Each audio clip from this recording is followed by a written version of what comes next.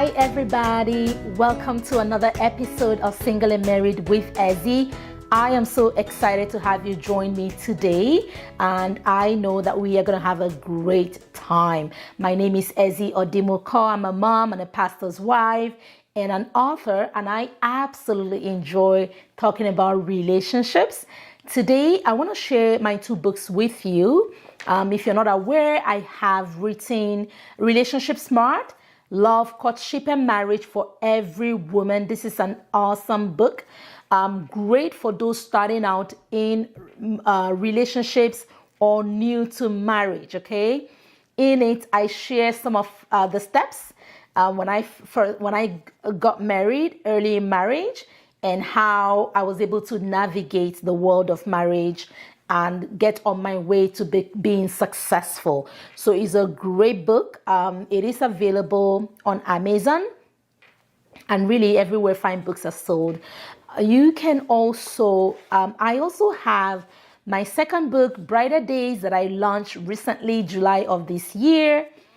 And it's a great book. It's a devotional, an awesome book. If you have that friend whose Christian life is up and down, or who just needs encouragement, needs that hope, needs that love, that word of encouragement, this would be a great book for them. 100 Thoughts of Hope, Love, and Blessings. So chapters will look like this. It will have a small scripture and the story to go with that passage for the day. So feel free. It's available as an ebook, it's available as a paperback. It's great for teenagers, moms, wives, sisters, guys. It's a good book for everyone, okay? Today, I'm gonna share with you 7 relationship mistakes to avoid before marriage, okay? We know marriage is designed to be for life. Marriage can be truly exciting and be a blessing. But sometimes if we don't go about it the right way, we can make a lot of mistakes and we can get hurt in that marriage. So just 7 tips today so that we can keep it short and simple. And if you want more, feel free to follow me. You'll find more tips on my Facebook and Instagram pages. You will also find past videos on my YouTube channel. So feel free to go back and watch. Those things will help your relationship. It will help you have a stronger, robust, healthier relationship. But today we're just going to talk about 7 mistakes to avoid, okay? 7 that I want you to avoid before marriage. All right. So number one, I say there, avoid keeping your relationship a secret. What do I mean by that? Okay.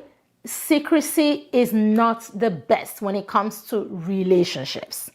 The reason sometimes people want you to keep a relationship secret when you're having a relationship with them is because perhaps you're not the only one. They may be in multiple relationships and they want to keep everything hush because they don't want to expose themselves, right? So keeping your relationship a secret is never a good thing. The moment you know this person wants to date you, go out with you, share it with people who love you. If you have a mom, if you have sisters, if you have people in your life, right? If you are in church, you have your friends at church, your cell leader, let people know. That way they can also help you. They can tell you if they know about that person. They can keep an eye, make sure that you are fine along the way. So never keep your relationship a secret, okay? So we're talking about 7 mistakes to avoid before you go for marriage, before you tie the knots, before you say I do. You want to avoid these 7 mistakes, okay? Number 2 is taking off with the partner or with this friend or with this person. A lot of times when people will want to harm you, they want to remove you from those who love you. They want to isolate you. And so you will fall into their playbook when you take off with them, when you run away, right? When you leave home before time, when you cut off from family, friends, because you feel like they are not supporting you. You are making a mistake, okay? Marriage is supposed to be an extension of a relationship, that a good relationship that you already have with your family. So when somebody comes in and wants to destroy that relationship, wants to take you away, wants you to cut off from family and friends, that is never a good thing. So avoid making the mistake of eloping, taking off, not letting people know where you are, just shunning everybody and saying, you know what, I found love and it's just me and my lover. Avoid making that mistake, okay? We're talking about 7 mistakes that you can avoid making before marriage. And the third one is, I mentioned it already, isolating yourself from friends and family. All right? Isolating yourself from friends and family will be a mistake because, like I said, they have a purpose to play. Your friends, your family, they have a purpose to play, a role to play in your new married life, okay? It might look like you don't need them. It might look like, you have everything you need in this new person that you found. But trust me, for you to adjust fully, for you to enjoy marriage, for you to try, for you to be successful, there is a role for all the people around you, especially the loved ones, your family, your friends. There's a role that they can play in that journey of marriage that you're going into. So avoid isolating them. Things may come up that, will make you, problems could come up here and there, as is normal with every family, okay? But avoid making those problems become mountains. Walk through those problems and make sure that you find a way to integrate family, because they will play a role in that journey for your success. The fourth point that I find that is common is people borrowing money. So number 4, avoid this mistake of borrowing money for your would-be partner before the marriage, okay? Because sometimes people can come into your life just for the financial gain. I've known people where they came into the person's life, oh, I need this, and help me. And people even go borrow money from the bank, from friends and family for them. And before you know it, they disappear, right? So avoid committing yourself financially in terms of borrowing for them, okay? Present yourself as you are. Feel free to give as you have, but avoid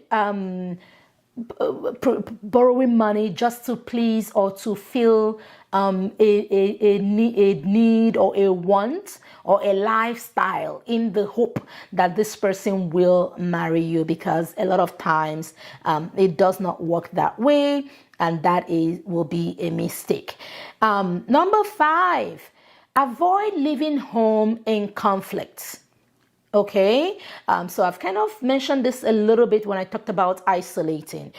A marriage is a time of joy, right? And yes, sometimes when people are about to get married, things could happen within the family. There could be friction here and there, but as much as possible, remember, the Bible tells us as much as lies in us to live at peace with everyone.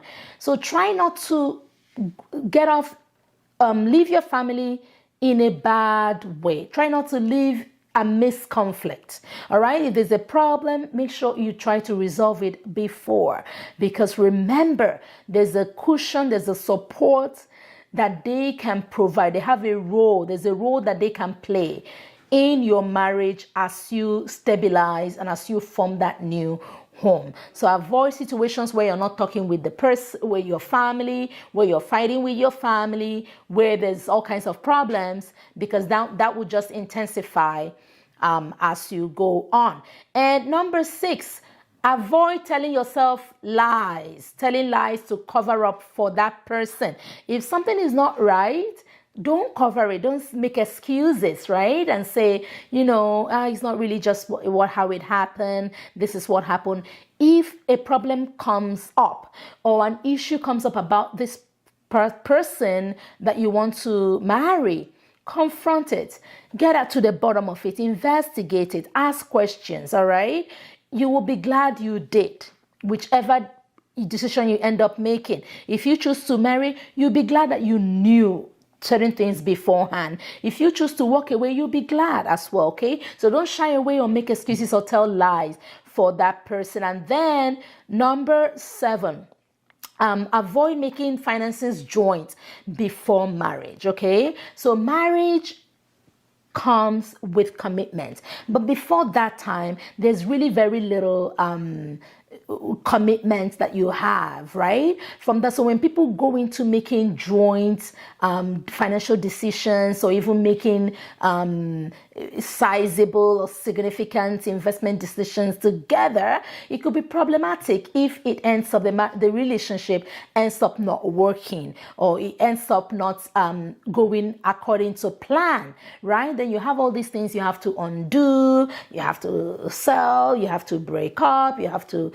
share, and it can become very, very complicated. All right, so it is best to leave that part for after the marriage, and then you guys can decide how you want to manage and handle your finances. So those are just the 7 tips I have for you today. I hope that it has blessed you, and if you think it would be a good thing for another friend to hear, don't forget to share it, and and be blessed. So till next time, is goodbye and God bless from Single and Married with Ezzy. Bye-bye.